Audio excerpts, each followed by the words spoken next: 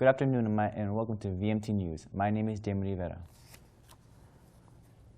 We start off with our first story. Backpacks are now the #1 supply needed by students, but what happens when it starts hurting your body? Herrera has the story. In school hallways all throughout the state, one thing that they all seem to have in common is that students carry backpacks to take their supplies. However, today's backpacks have become twice as heavy to be carried by any of the students. Due to the pandemic, these backpacks are becoming even heavier. Many schools are requiring students to have their laptops at all times because many classes are still requiring online work. After a while, you get used to it, but like starting again, it was a little, because you haven't walked around carrying something or anything, so you walking with it, it was a little weird.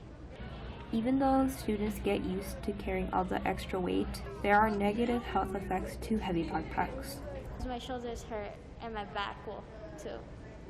They usually recommend that the backpacks that are fitted to depending on the age of the student, to prevent any back pains, neck pains to their bodies. Because the effects can permanently alter your body and specifically your spine, it is important to have some preventative measures for all students during the school year. Buying adequate backpacks, they have support to your back and to your shoulders, that 10 or 20% of their weight on them, less heavy material inside their backpacks. As well as the doctor will, if you start seeing any back pain, neck pain, any weakness to your extremities, to your legs, any numbness, pues you need to report it to your doctor. For VMT News, this is Herrera. Our first local story takes place downtown with the International Bridge opening for non-essential travel for vaccinated people in less than a week. The City Council approved free parking in the downtown area the whole month of November. In an effort to drive more businesses downtown, the City Council decided to waive parking fees just in time for the holiday shopping season. The decision for the month of November, this means fees will be waived for parking meters and parking lots, again only in downtown area.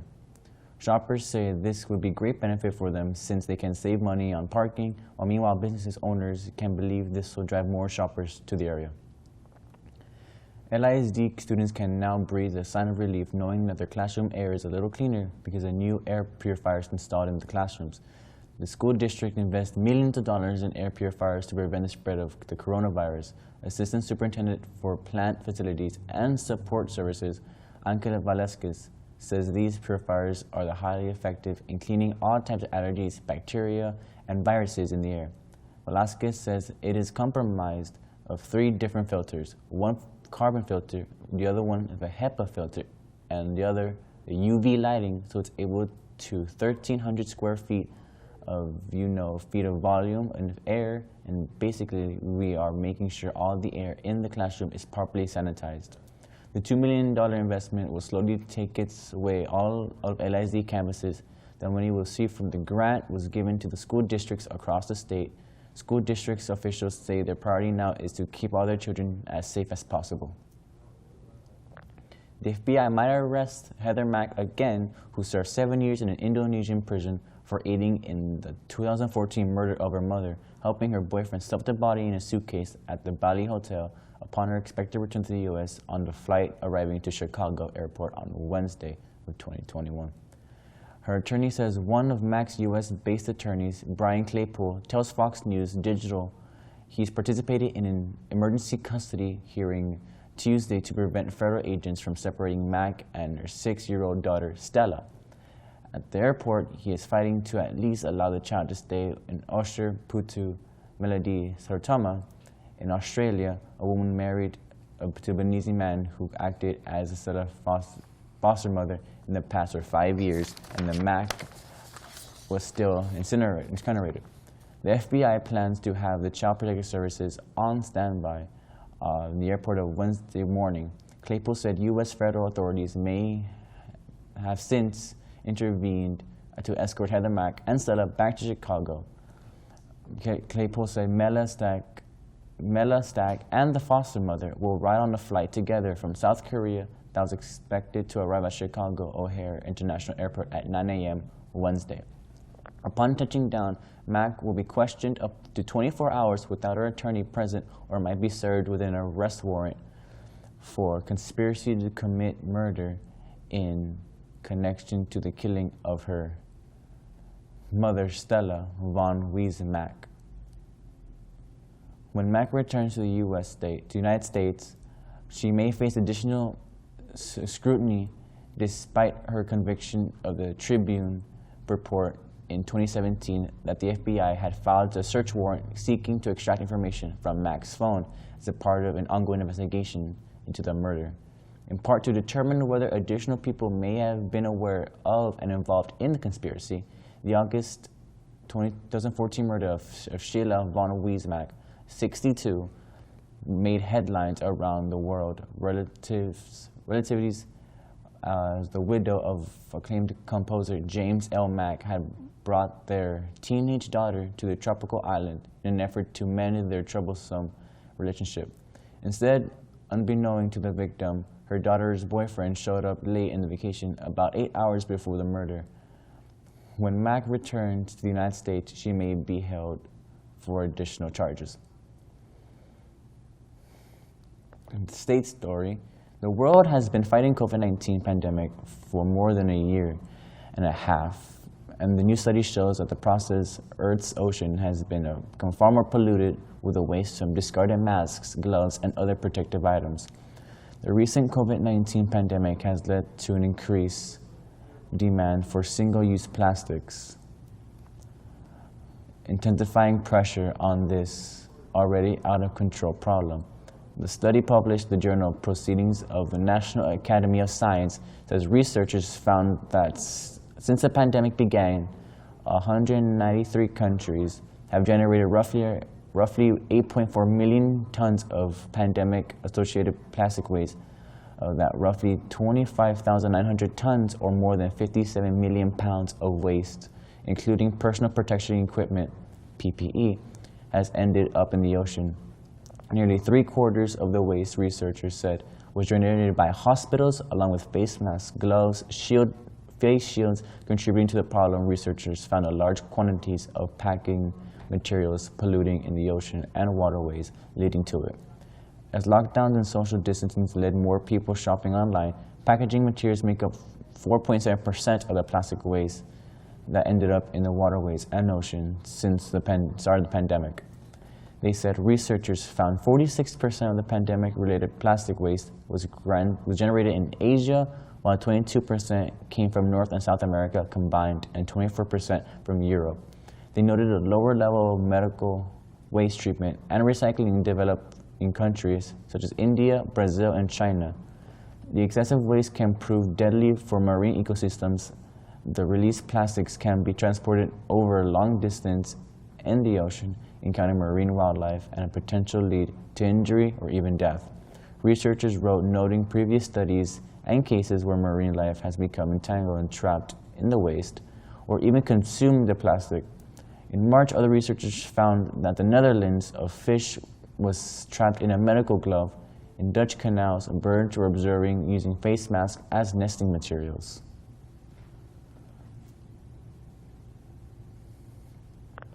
Our national COVID readings with the vaccine reports. There are currently 46.1 million cases of the virus alone in the U.S., along with 747,000 deaths. With this in mind, people are still thinking that this virus is not at all serious. The government has begun giving out booster shots in certain areas of the U.S. for those who are eligible for one. Considering only 49.60% of the world's population has only received one dose of the vaccine, I believe that the number should be at least in the 60s.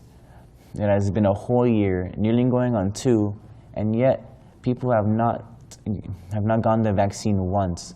December is the next month, which makes the winter most likely make the disease more efficient, not to mention the flu season just passed. People's immune system will give out in a matter of time. About 424 million doses were given to the U.S. so far in the last week.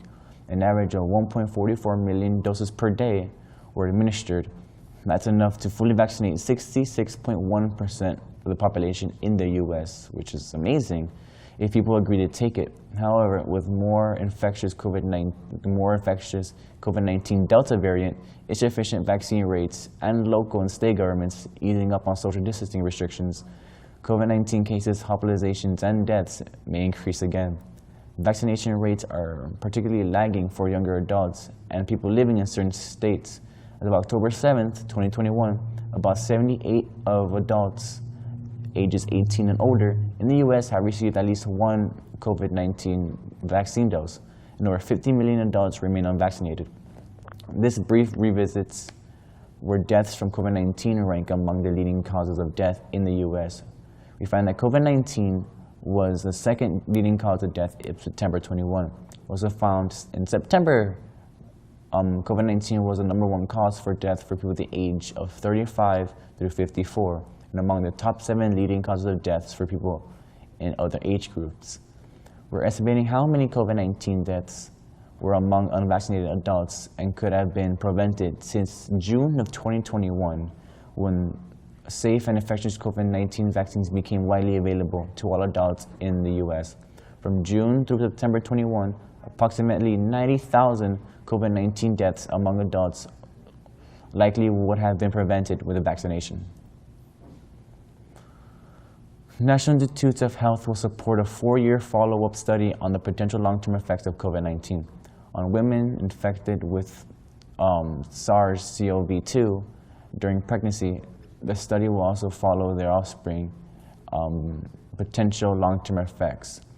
Therefore, it's part of NIH's Research COVID to Enhance Recovery initiative, which aims to understand why some individuals who have COVID-19 don't fully recover or develop symptoms after recovery. Known as post-acute sequelae of SARS-CoV-2, infectious, or more commonly known as long COVID, these conditions affect all ages. Long-term effects include fatigue, shortness of breath, difficulty concentrating, sleep disorders, fevers, anxiety, and depression. The current study enrolled the same participants from earlier study by Maternal Fetal Medicine Unit, MFMU, network. A 36-site research collaboration supported by NIH's Institute's Kennedy Shriver National Institute of Child Health and Human Development. Participants will be recruited from roughly 4,100, potential with asymptomatic and symptomatic SARS-CoV-2 infections during pregnancy who give birth at the MFMU network hospitals. The research terms will assess patients' symptoms periodically during the 4-year period and evaluate their offspring for neurologic symptoms and cardiovascular conditions. Research led by Todi Metz, MD of University of Utah, School of Medicine, will seek to understand what proportion of patients with COVID-19 in the pregnancy are at risk for long COVID, whether the severity of COVID-19 in pregnancy influences the likelihood of developing long COVID, and how the proportions of patients who develop PASC after COVID-19 in pregnancy compares that the non-pregnant women who develop PASC. Researchers hope to study findings that will inform the effort to reduce the risk of long COVID after pregnancy and to treat its symptoms. We'll be right back with more stories on the weather. Stay tuned.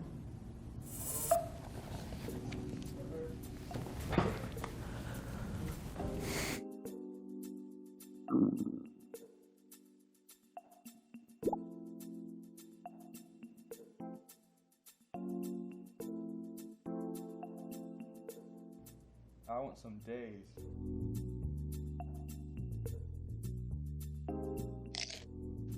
Appetizer, there for your snack necessities. Today's weather report. Today, Thursday, will be 79 degrees in the day and 57 degrees in the night. Let me move out the way for a bit. There we go. Friday, where is it? Right here.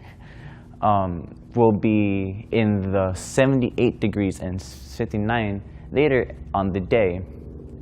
59 in the night. Saturday will be 70 degrees in the day and 53 degrees in the night.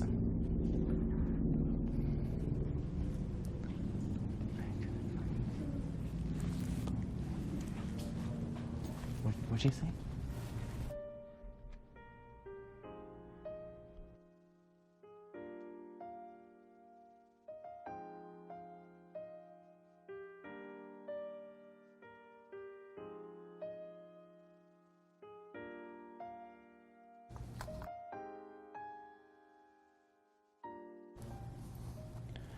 And now for sports. Unfortunately for Nixon Mustangs, their football team season ends with a crushing defeat by the United Longhorns at Shirley Field on October 29th. With a score of 0-49, the football season for Mustangs ends, and this week will no longer be any games for the varsity team, ending with 2 wins and 8 losses.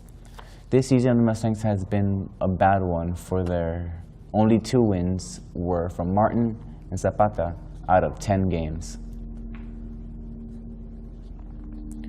For the Martin Tigers, their final season has yet another loss against the Toros with a score of 43-14 and no wins for this season, with unfortunately a crushing defeat this year in their home game at Shirley Field on their homecoming game. For Figueroa Toros, with a victory from their 5-game losing streak, taking home the 2 Toro Legacy Bowl and ending their season with a victory against the Martin Tigers with a score of 43-14 last week, and it's ending off this year's varsity games for LISD with Nixon's 2 wins, 8 losses, Martin's no wins and 10 losses, and Figueroa with 4 wins and 6 losses. We wish our team a great season this year, and we hope LISD players have a good rest for the loyalty and their teams and the schools. We wish them good luck next year. Team 103, take 1. I thought we'd be on the same page about this, and we're not. How do I know the way I'm gonna respond to it? I want you to get the vaccine because I want you to be safe. What if you end up in the hospital? That's what I'm scared of. If you was to die, man, that would literally kill me, man. I hug you. Yeah. If it made you feel that way, bro, I would probably do. I love you, man. I love you too.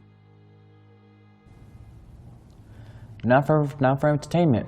Jeff Bezos offered Tom Hanks a ride to space on his Blue Origin rocket, but came at a price. The actor confirmed that Bezos had asked him during their appearance on Jimmy Kimmel Live on Tuesday, saying that he accepted the offer but was expecting to pay. Well, yeah, I provided to pay, Hanks said. It costs like $28 million or something like that, and I'm doing good.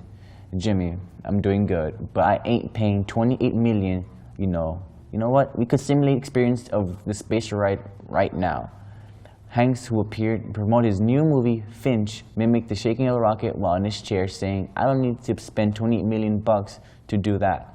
He also paid tribute to his late actor, Peter Scolari, whom he worked with on the sitcom Boston Buddies. Kimmel played a clip from a 1981 episode of the show with Hanks saying the two were so connected. Peter has a loving family, his wife Tracy, absolutely great kids, and we lost him to an emperor of all medallions. So thanks for letting us show that, Hanks said. Kristen Stewart is getting married, the actress announced on the screenwriter Dylan Mayer, are engaged in an interview on Tuesday. We're marrying. We're totally gonna do it, Stewart said. I wanted to propose too, so I think I very distinctly carved out what I wanted, and she nailed it. We're marrying, it's happening. As for when they were planning to tie the knot, the Spencer star didn't, but she had a clear idea of how she wanted the wedding to be. I wanted to stay home, Stewart continued. I wanted to be in LA so everyone can come, and I wanted to be pretty chill. I don't want anyone walking down any aisle. Like, we're just gonna stand, do our vows. The couple met 8 years ago, but reconnected at a party a few years later. Stewart gushed all about Mayer to Stern in a previous interview. When you know, you know. You know what I mean? Adding, there is nothing like a feeling of sure about something, because we don't know anything, and that is the only thing you can feel. Like, you know, It's as you're in love with somebody. Justin Bieber says he will cry thinking about how his wife Hailey has loved him throughout the hard times. The couple talked about some tough patches in their relationship through the years they spent apart and are important. Hailey Bieber said, as they were both experiencing they needed to go through, Bieber said that she leaned her mother during a time when Justin Bieber was going through a mental state crisis. I was calling her, I was crying, and I just can't do it. There's no way that I'm going to be able to do this if he's going to be like this forever, the model said. She was so calm on the phone, and she was like, it's going to pass, and you're going to be fine, and he's going to be healthy, and we're going to be here for you. But also, just think that when I was in it, I made a decision, she added. I know for a fact that I've loved this person for a very long time, and I would not be the time to give up on him. I just wouldn't do that to him. Justin Bieber expressed his gratitude for his wife's patience and discussed how, despite coming from a family where his parents never married, he always dreamed of having a family and a wife of his own. That meant he had to work hard on himself, he said during the podcast. Neither of us were going to be the one to walk away from the situation because they were just both like, hey, we chose to fight for this, so we're going to keep fighting past whatever we need to. Thank you for joining us today. We hope to see you again. Have a great day.